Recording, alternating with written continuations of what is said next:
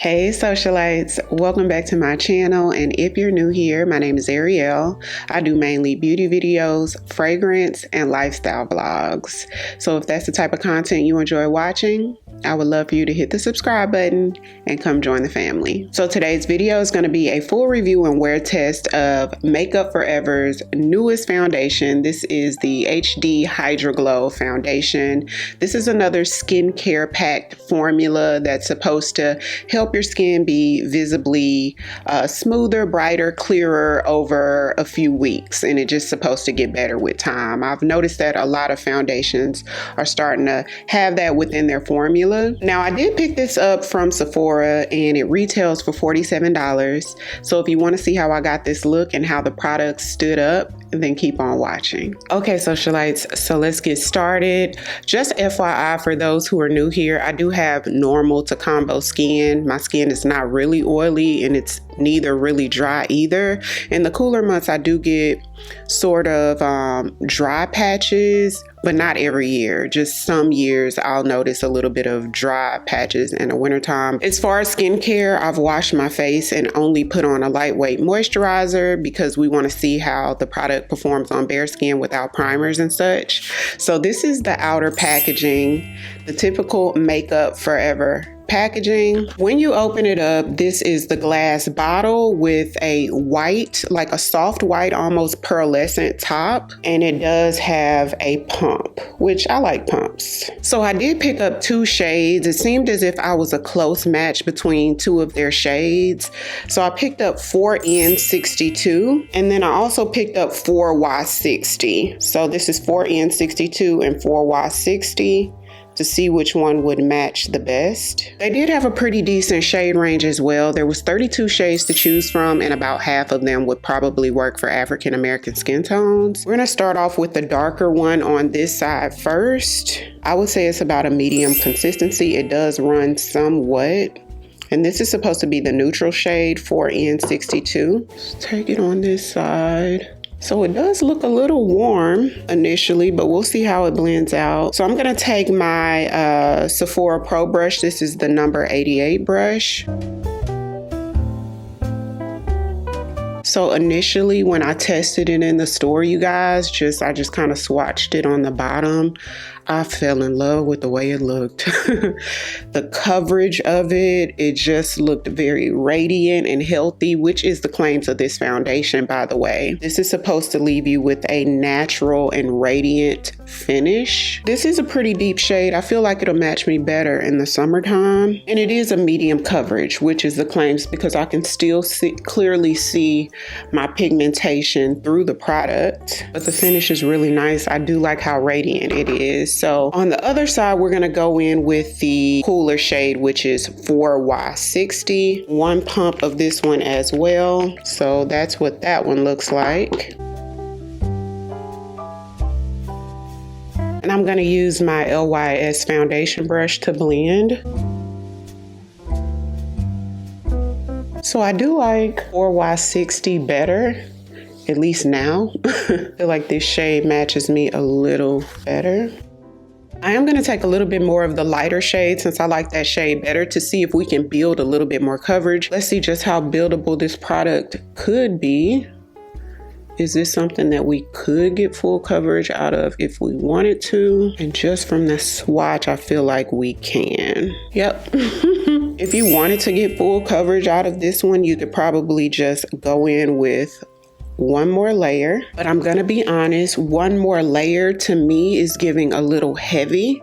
Like this looks like makeup to me, even though after we finish the look, it's gonna come together. But I feel like with two layers, it's giving more of a makeup look. And I don't think that's what they were going for with this product. It's not super heavy, but it's not the lightest thing in the world either. Going in with my new Fenty We're Even concealer to highlight. This one's in the shade 390. So this is another skincare packed foundation formula. 86% of this product, the ingredients is supposed to be like skin caring. One of the key ingredients in this foundation is the Hydra Skin Booster Complex.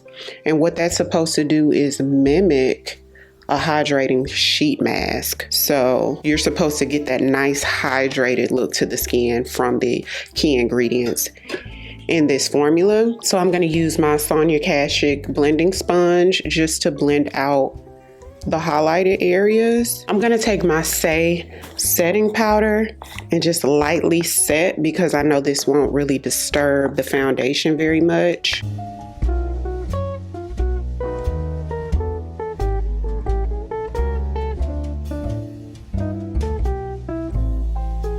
I'm going to take my bronzer to bronze up the skin a little bit.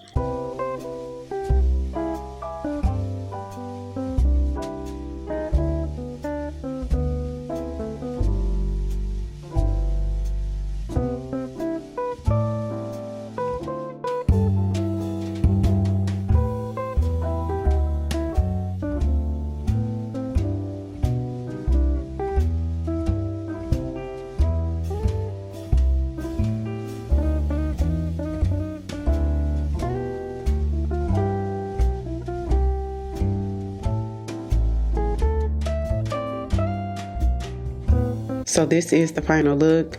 The website does say that this formula will give you 24 hours of hydration, but it doesn't say how long it's supposed to last, like the lasting power before the product starts breaking down. So we're going to be the judge of that. It's now 11:30 a.m.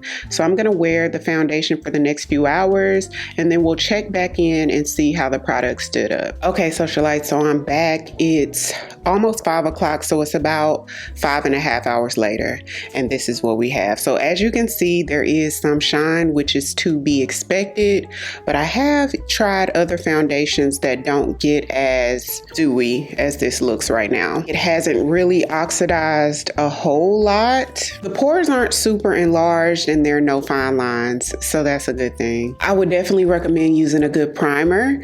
Me having normal skin, I would still need something that is at least slightly mattifying. I would probably use like the e.l.f.